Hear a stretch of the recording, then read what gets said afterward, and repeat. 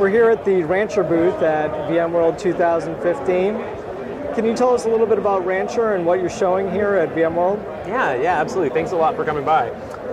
Rancher is a new company. We only started about a year ago, and we build open source tools to help people manage containers. Now that Docker is really taking off in software development and even in production, we're here talking to people about how they can use containers in the enterprise and in their larger organizations as people start using containers on top of VMs, on top of different clouds, on top of bare metal.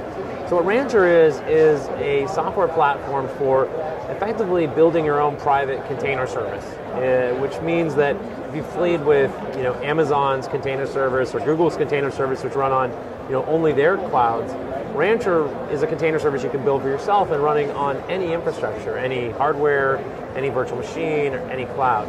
And so when you set it up, it's really quite simple. It starts as a single container. You can scale it out as you need more capacity, but you can run it anywhere, behind the firewall or in the cloud, and then you add resources to it. If you look over here, you can see the UI for Rancher, and what happens when you first set it up is you create what we call an environment. And an environment is a group of resources that are tied together by a user and where you deploy your application. So the first thing you do when you create an environment is you add some capacity. And the capacity is really kind of shows off the magic of containers, because it can come from any Linux host. I can deploy it on a bare metal host where I basically make sure that I have Docker installed on it, and then I start a Rancher agent, which is a container. And as soon as I do that, all that bare metal capacity gets added into my environment. Or you can use any cloud, any virtual machine, and create capacity on the fly. So I've shown a few of them here, like Amazon and Rackspace and DigitalOcean.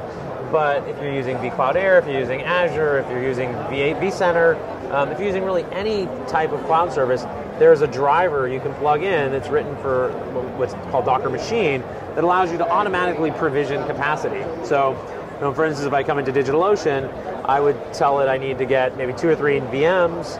I provide my access key, and then I'd pick from the type of image I want, the amount of size, the size of the image, and the data center I want to run it in. And once I add it, it will go make a call to that API, provision the host, and add it to my project. So I'm just going to show a project here that I've created already with infrastructure from lots of different places. So here you can see I've got 2 hosts running in Amazon, and these are VMs that I've created on EC2. I can see information about them. I've tagged them. And on each of these green boxes, these are either physical or virtual machines, and all these green boxes down here are capacity that are running on them. So these are actually containers, Docker containers, running specific workloads. It could be an application in the case of Ghost, or it could be just one part of a larger application that's being deployed. But these Amazon hosts are running containers, but I'm also running containers here in DigitalOcean and Google's cloud, and I have a bare metal server that I launched this morning, which is just now reconnecting, where I've got a few containers as well. So you can be running this on bare metal or on any cloud. And what's so cool is that all of these containers, as they get provisioned within this specific environment, are sitting on a private network. So they're able to talk to each other, they're able to ping each other. There's an SDN that's being established at the container level that encrypts the traffic that's sent between the containers, even if it's going out over the public internet. So I'm able to see traffic, I'm able to say run a monitoring agent on every one of these hosts and send my logs and my monitoring stats back to a management server running maybe in Amazon. If I come into the real value of Docker, though, it's when you start using tools like Docker Compose and Kubernetes to deploy applications and full application stacks. So here I'm running a couple of applications on this cluster that I've created. The first is an Nginx web app that I've deployed, and the second is a monitoring service. And both of these are made up of a number of services. And a service is really a lot like deploying a container. It's based on a container image, but a service has scale and it has relationships. So in the case of this Nginx app, I've got 5 services. I've got a load balancer, which is handling all my incoming traffic. I've got the actual web application, which is running. And then I've got 3 data services, a cluster of Memcache nodes, a distributed database, and a Redis cluster. And all of these are connected, if you see these little blue things, through service discovery. So instead of tightly integrating my applications and pointing to specific IP addresses.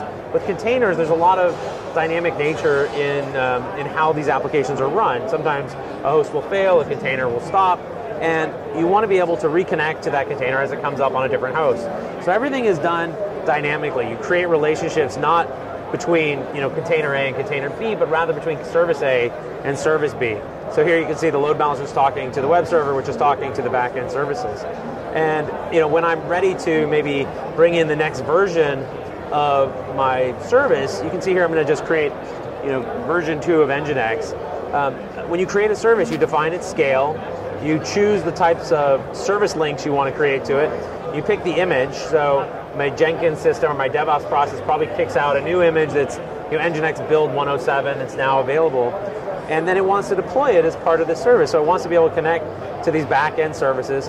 I can also set up things like HA and health checks. I can attach volumes and take back or boot images from snapshots. I can do schedules where I set up a policy for where these containers can run. Like for instance, in this case, I want them all to run in the same data center because they're all part of the same service. So I'm saying they must run on a host with a label that it's in DigitalOcean San Francisco data center. Once I've set up all that and I've created these relationships, I can start the service, and it will immediately pull down the new image from this new build. It will start 3 containers on different hosts, and it will let those containers through DNS know how to find the services that they're going to run on. So here you can see Nginx 2 is up, and if I refresh this and come over here and take a look at our environment, I should see that it's updated not just the application. I'll go over here and show you the one service. It's brought this new service in, and it's connected it to the back-end services, but I'm still not sending any traffic to it. So I basically have brought a new version of a service on. I can run my tests against it, and when I'm ready, I can come in and modify my load balancer settings and start adding this traffic or this new service into traffic. What's so great about Docker, though, is that all of this can be done in code. So it's not just that the image itself is portable, right? A single Docker container can run in DigitalOcean and Amazon and on VMware, but the entire application itself is defined in code too. So here you can see a Docker Compose YAML that actually describes my application. It describes my load balancer, the image it's based on, the link it has to Nginx. It describes the new Nginx service I've built, whatever image I built on, this new build maybe, the policy I have for where it's supposed to run. It describes all of its relationships. And based on this test, on this Compose file, Rancher can take this and deploy out infinite numbers of these applications for testing, for deployment on different zones, for recovery, and this goes all the way down now to the storage level, where you can have volumes, snapshot them, back them up, and build in recovery points into your template, so you can effectively start a development version of this exact same environment based on maybe yesterday's data or last week's snapshot of the database that you're running against. So that's the real change we have, is the application is now quite portable. It can be run on my laptop, it can be run in any cloud, it can even be run across clouds where some pieces are running in different places. Like maybe I want to cache some type of user content out in multiple availability zones or in different clouds closer to users. All that's now possible because I can communicate and pass data across the WAN. So that's Rancher. It's still in beta. It just was announced really earlier this year. So we'll be coming out of beta sometime before Christmas, hopefully. And if you want to learn more, you can check it out on rancher.com. Great. Well, thanks for taking the time to speak with VM Blog today. Absolutely. You guys are great. Thank you for having us.